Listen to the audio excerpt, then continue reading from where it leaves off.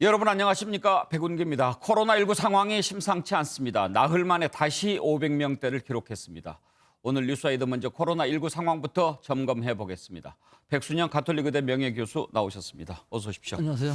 교수님 당장 내일 수능인데 지금 500명대로 다시 올라왔습니다.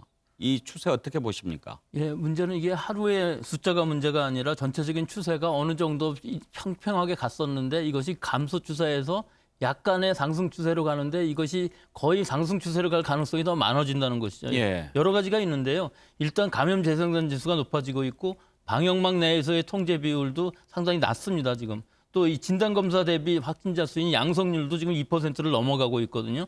또 가용 병상도 지금 굉장히 핍박을 받고 있고 이 상황이 지금 이 상태로 계속돼도 힘든데 이것이 아마 증가 추세를 갈 가능성이 더 많아져서 이번 주말까지 잘 보고 신속하게 단계 상향을 좀 고심해야 될 때라고 봅니다. 다시 올라가는 가장 큰 이유가 뭘까요? 우선 지금 오늘의 그 확산세를 보시면은 서울 수도권이 356명으로 굉장히 많이 늘어났어요. 예. 지금까지의 상황들은 서울 수도권 어느 정도 줄어들면서 지방이 더 많아지는 상황이었는데 서울 수도권에서의 발생이 전체를 주도하고 있는 것이기 때문에 이것이 통제가 되지 않는다면은 지금 우리 일상생활에 있어서의 지역사회에 있어서의 무증상 감염자가 더 많이 늘고 있다는 것이고 이것은 방역의 통제만으로는 해결되지 않을 문제이기 때문에 굉장히 급박할 수 있다는 것이죠. 당장 내일 수능 아니겠습니까?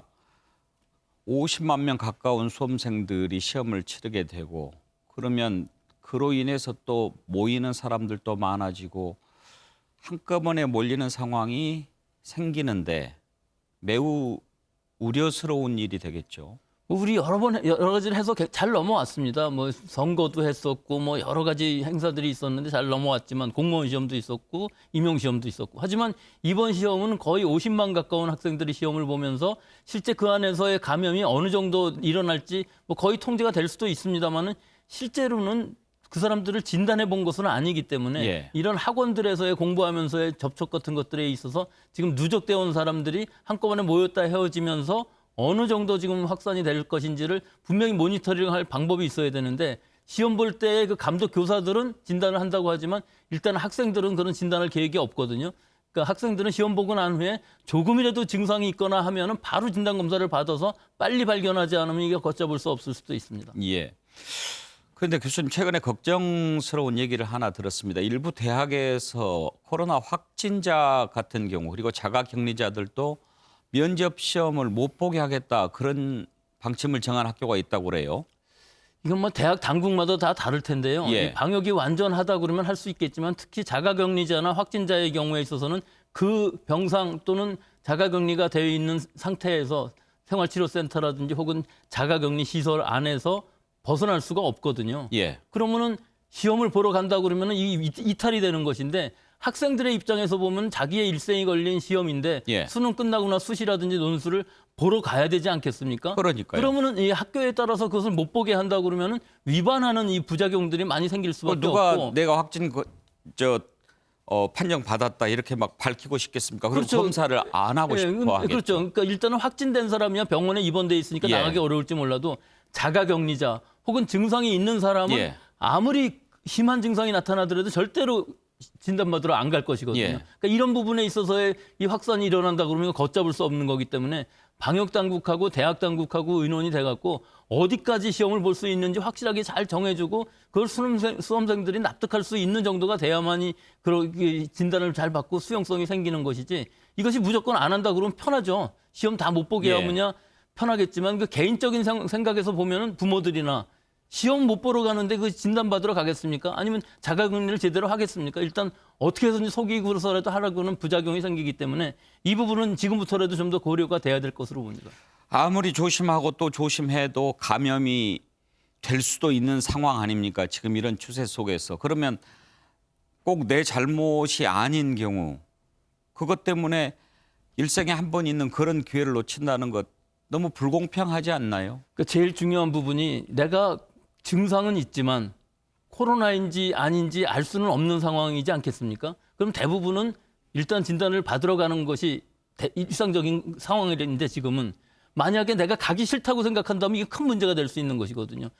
감기일 수도 있죠. 근데 혹시라도 진단검사에서 양성이 나온다 그러면 그거 자체로 아예 검사를 못 받는 것이고 예. 또 그런 가능성을 없애기 위해서는 안 간다는 것은 더 큰 문제이기 때문에 이 부분은 좀 고려가 돼야 될 것으로 봅니다. 예, 그 부분 좀 아까 말씀하셨듯이 방역 당국과 또 교육 당국이 좀 좋은 안을 만들어내야 될 것 같습니다. 당장 내일 수능인데 오늘 수험생 같은 경우에 이상이 조금만 있어도 꼭 보건소 가서 검사를 받도록 그렇게 지금 권하고 있지 않습니까?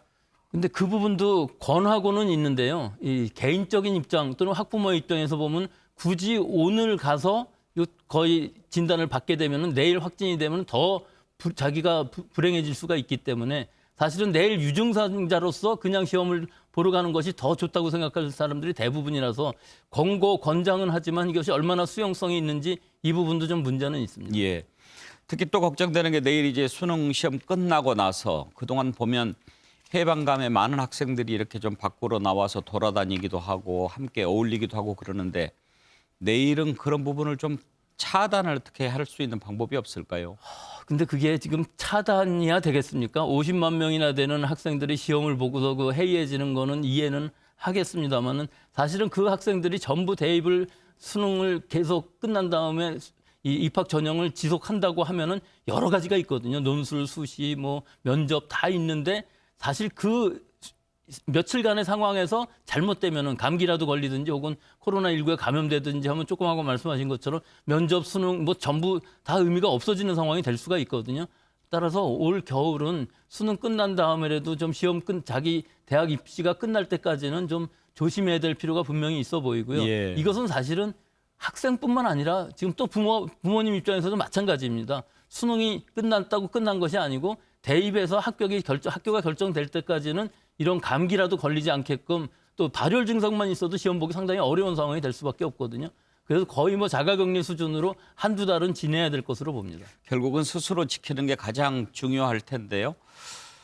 교수님, 그리고 지금 이렇게 아까 추세를 좀 걱정하셨지 않습니까? 이런 추세라면 더 늘어날 수도 있다. 그리고 정은경 본부장도 이게 제대로 잡히지 않는다면 앞으로 1, 2주 안에 700명에서 1000명까지도 나올 수 있다 이런 경고를 했는데 이렇게 상황이 심각하기 때문에 그런지 의사협회에서 단기간이라도 1, 2주라도 3단계 적용해야 되지 않느냐 이런 권고문을 정부에 냈습니다. 그런데 3단계 결국은 다 봉쇄해야 되잖아요.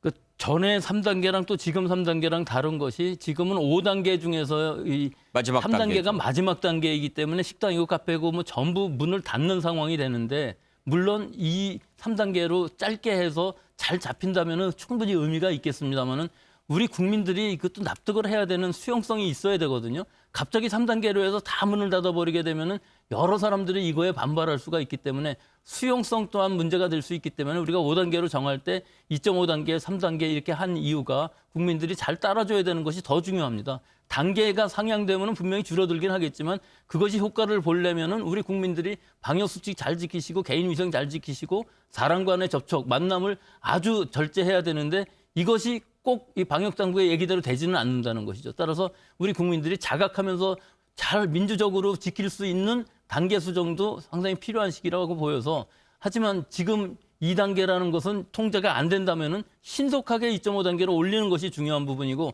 지금 방역이 만약에 느슨하게 되면은 잘못하면 경제도 망가지는 것이기 때문에 방역이 중요할 때는 방역을 최우선시하고 어느 정도 통제가 된 다음에는 그다음에는 좀 완화도 되고 경제도 좀 살릴 수 있게 방책을 만들어야 되는데 지금 상황은 방역이 최우선이라고 봅니다.